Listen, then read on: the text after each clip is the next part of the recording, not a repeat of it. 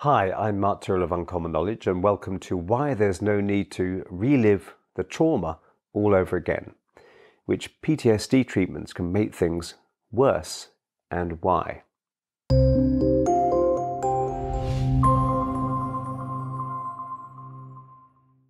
My father murdered my mother right in front of me and my brother. This is what I was hearing from a client. Then she said the police came and took my dad away, and eventually he was put in a secure psychiatric hospital. After that, me and John, who was her brother, went to live with our grandparents, and that's when the real trouble started. June related all these awful memories from her remote past without any noticeable sign of being upset by them. Her voice was calm and she was just telling me the facts. So I said, "Do you get flashbacks to the murder? And do you get nightmares which seem to relate to that time?" And she said, "No, I don't. I know it seems really weird, but I really feel like I came to terms with all that a long time ago." So June was 48 years old when she came to see me, and she'd never talked about her past and had never had any therapy except for some psychoanalytical stuff, as she put it. And she described that as being worse than useless. So I said, "Well, what do you mean, June, when you said that the real trouble started when you went to live with your grandparents?" Well, and she told me that they used to beat her. They used to beat us, she said. They beat me and John for anything that we did. And I think they really enjoyed beating us. They were sadists. But that wasn't the worst of it. When talking makes things worse. And I was really watching June's face as she was talking, and I saw it happen.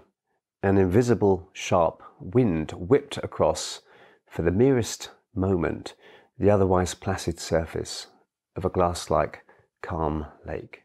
The burning flicker of pure fear, brief but unmistakable, and it reached her eyes, her mouth, and each and every muscle of her face, and I was quite startled by that sudden spike of fear that I could see so clearly. And she said, when I was 12, my uncle also came to live with us. That's when, and then she paused, and now she seemed to be struggling to find words. And I felt it was important she didn't tell me too much too soon, but gradually she revealed the bare facts. Her uncle had been a car mechanic and worked on cars in a field at the back of the house that the grandparents owned. And he would wake her up at night, throughout the night sometimes, drag her down into his makeshift mechanic garage and brutally rape her. And he did this hundreds of times. And this went on till she was 18, when at last she fled this twisted travesty of a family, never to return. And the uncle had never been arrested. June told me she didn't care what had happened to him. She just wanted to feel safe again. And now, 30 years later, she was working 2 jobs in a relationship she didn't feel was right for her, running for 2 hours a day to get rid of the anxiety, as she put it, waking up every few hours through the night, often with a scream on her lips, because she used to be woken up by the uncle. On top of all that, even just the smell of engine oil would bring on a terrifying flashback of being raped. She said, "I don't drive or go anywhere near cars if I can avoid it," because of the association to the uncle who'd been a mechanic. June needed help, clearly, and I knew how to help her, and I fully intended to help her. But suppose June had not come to see me, suppose she'd gone elsewhere, what kind of help could she have expected to get? Back into hell. It's long been recognized that people who've been through very traumatic experiences often need help if they're to fully recover. A long-established approach is to get victims to relive their trauma, either by talking it through, or even more cruelly, being hypnotically encouraged to relive it as it happened. So what's wrong with this? Everything. Talking about the trauma, even just trying to put what happened into words, can actually worsen a victim's trauma by reactivating it in the brain and embedding it deeper. Dr. Noreen Tarani, an occupational health and counselling psychologist specialising in post-traumatic stress, explains what happens. And she says if a trauma victim is debriefed in a state of high emotion, The process can increase the arousal to the point of overload, trapping the sensory impressions in the amygdala. See reference 1 below the video. This is why so-called critical incident debriefing, where disaster survivors are encouraged to talk it out, can itself be a disaster. See reference 2. For the 25% of people, see reference 3, who remain severely traumatized after an event. Getting people to relive their trauma as it happened is not therapy. If reliving a trauma could heal PTSD, the first real flashback would heal them. See reference 4. Talking it out may be fine for the 75% of people who would anyway not have gone on to develop persistent PTSD after their traumatic experience. But for the remaining 25%, that's 1 in 4 people, it's irresponsible and dangerous to do that. So how can the 25% of people who are likely to develop long-lasting post-traumatic stress disorder get over their trauma? Exorcising haunted minds. June had said that even the smells come flooding back. It just needs the smallest reminder. And June's experiences of reliving the nightmarish assaults from her uncle in flashback are typical of people suffering long-term effects of trauma. June could talk about all other kinds of horrors that had happened quite calmly, but as soon as she tried to talk about the rapes, she became acutely upset and struggled to speak. The memories were lodged in a part of the brain beyond language that actually interrupted language. I told her that there was no need for her to give me details. It was bad enough that she had had to live through these experiences the first time round. She didn't need to relive them. So the beauty of the rewind technique, the approach I use to help her, is that it's completely non-voyeuristic. The therapist doesn't need to know in detail what the trauma was like, or even what the trauma was. But what is trauma anyway? How your memories are made. So in the normal course of events, memories are laid down as an immediate impression in the brain and then organized in a coherent way in the hippocampus and finally stored in the neocortex in long-term memory. And this process makes a remembered event a narrative memory, something you can talk about and put a story around, something that feels past and eventually fades with time. However, when people are traumatized, this process can get blocked and the traumatic memory may never get turned into a narrative memory. So imagine all your worst memories feeling live, feeling as if they're happening now, even if they're things that happened half a lifetime ago. PTSD, the memories that won't fade. This is what happens to PTSD sufferers. The memory doesn't fade with time. It feels absolutely current and impossible to talk about. I once worked with a man who'd been traumatized in World War II. Nearly 60 years later, in the 1990s, he told me about his horrendous experiences, and he said they felt like they happened last week. He could remember them as if they'd just happened. During a traumatic event, a person's emotional response can be so extreme that the memory becomes encoded in the fight or flight part of the brain, the amygdala, instead of the hippocampus. And it stays locked in this part of the brain as a survival pattern, ready to reactivate if a similar emergency should arise again. And useful though it obviously is, this is quite a sloppy process, and the fear pattern can be reactivated by quite incidental elements from the original trauma. For example, a man who was mugged by someone in a red jacket feels awful fear at the sight of red clothing. A war veteran reacts with terror to the sound of fireworks. This is what the brain is trying to keep them safe, but causing its own problems. So for June, the mere smell of engine oil would reactivate the memory of being raped by her mechanic uncle, setting off terrifying flashbacks.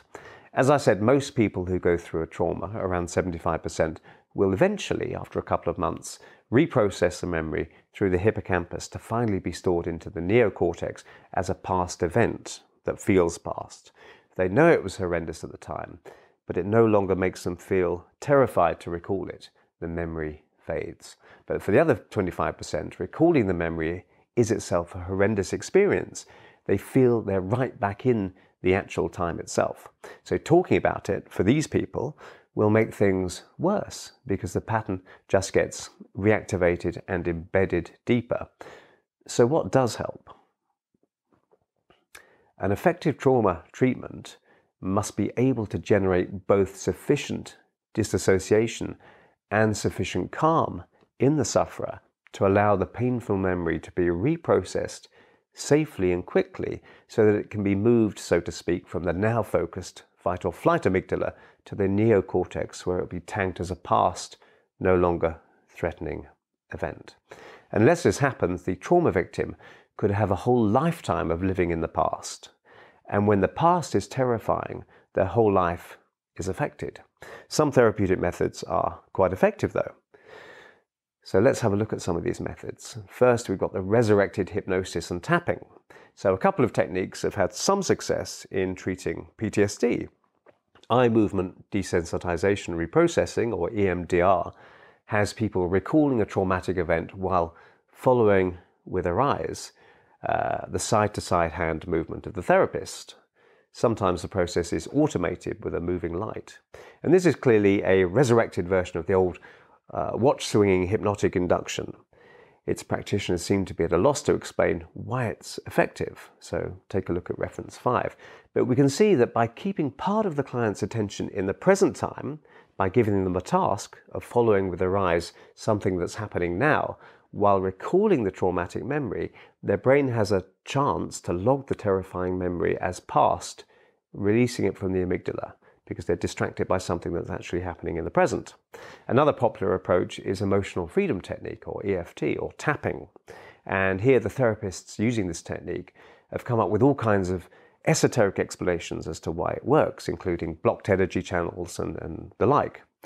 But if we look to recent brain research rather than ancient Eastern philosophies, we can see that tapping someone while they're recalling a traumatic event will also keep jogging them back to the here and now, giving their brain a chance to retag the terrifying event as distinct from the now and therefore as past, so they can process it as a narrative memory.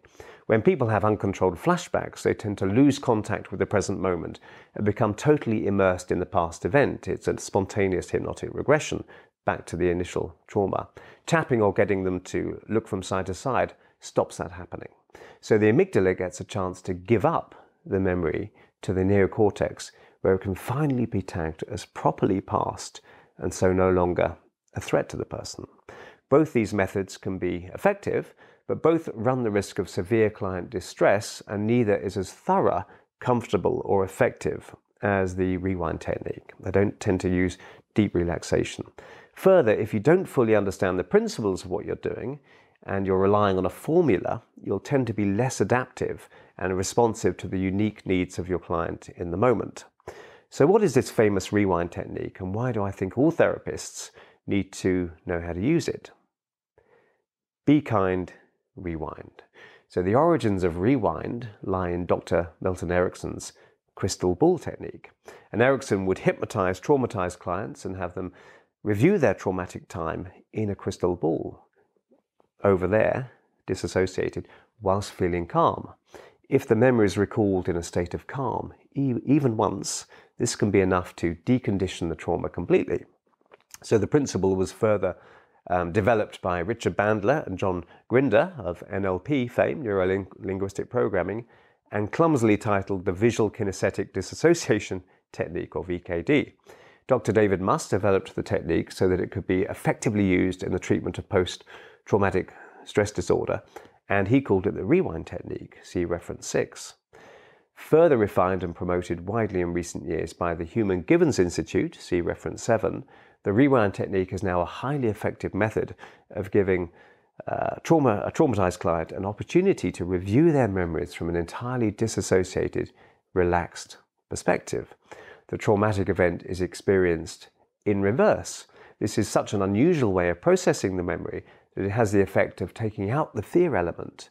Nobody has a fear of things that happen in reverse. Using this method should be almost entirely comfortable for the clients. And often they say that it's a relaxing process. It's not about dragging clients back through pain, which is unethical. I myself have used it for survivors of torture, car and train crashes, attempted murder, and of course rape. It's also effective for the treatment of many phobias, see reference 8. And I used the rewind on myself years ago to overcome a fear of public speaking. But what about June? Well, I think it's easy to think when you hear June's story, oh, how awful for her. Of course, you know, that's what we think. But try to imagine the reality for a moment of being terrorized day and night by your own mind for years, for decades. Picture trying to act normally day after day while feeling your life could be ripped from you any second. That's the reality of strong PTSD. And there's nothing theoretical or abstract about PTSD when you're the one living the nightmare. So typically people who've had rewind therapy just afterwards say things like, that memory feels quite distant now, or it's like it doesn't matter anymore.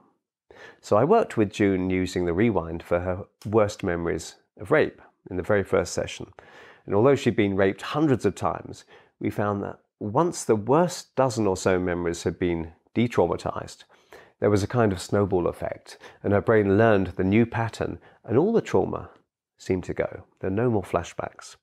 And then something weird happened. Weird for June anyway. A new life. So as June recovered, she started regularly sleeping through the night again, something she couldn't ever remember doing, in fact. And she went on a training course and got a new, more rewarding job. She ended the unsatisfactory relationship and she found a new man that she could love and be loved by.